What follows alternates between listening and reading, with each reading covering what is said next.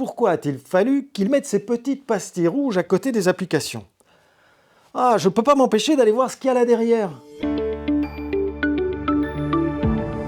Dans notre série sur les 3 piliers de la motivation, nous avons vu dans la séquence précédente toute l'importance de se sentir utile. Utile pour soi et aussi utile pour les autres. Le second des 3 piliers de la motivation, c'est la curiosité. Le besoin presque irrépressible de découvrir, de connaître, d'apprendre.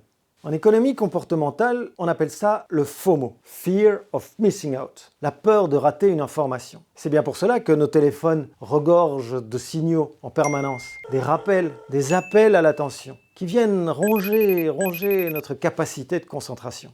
Nous sommes curieux, fondamentalement curieux.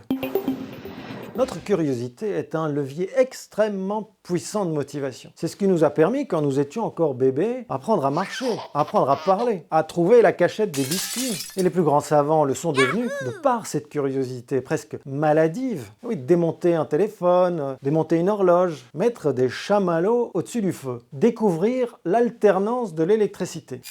La curiosité n'est pas un vilain défaut, bien au contraire. C'est le moyen le plus puissant d'apprendre par l'expérience, la création de son empirie. C'est la remise en question de son paradigme.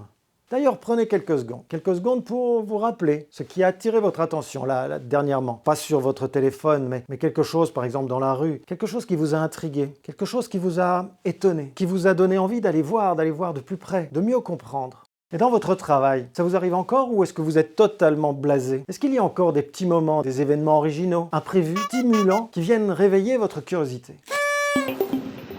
Alors développer la curiosité en entreprise n'est pas une chose toujours très facile. Parce qu'il faut que cette curiosité apporte de la valeur. Il faut qu'elle soit utile à l'individu et à la firme qui l'emploie. Par exemple, la curiosité pourrait être un levier très important, très utile dans une stratégie de changement. Pour amener des collaborateurs à changer, il ne faut pas leur annoncer qu'ils vont devoir changer. Pour les amener à changer, il faut leur faire percevoir tous les avantages que ce changement apporte. Il faut leur permettre de découvrir par eux-mêmes ce qui améliorera leur quotidien. Il faut utiliser la curiosité naturelle de chacun pour donner envie d'en savoir plus.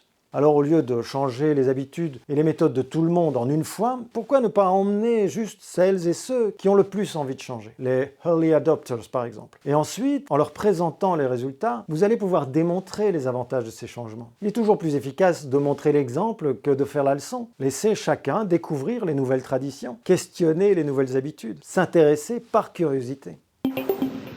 La curiosité est le second pilier de la motivation en entreprise. Il est certes plus difficile à mettre en place, mais il permet de faciliter le changement et l'envie d'apprendre. Au niveau du modèle motivationnel, on le retrouve principalement au niveau de la créativité des équipes et au niveau de l'innovation de l'organisation.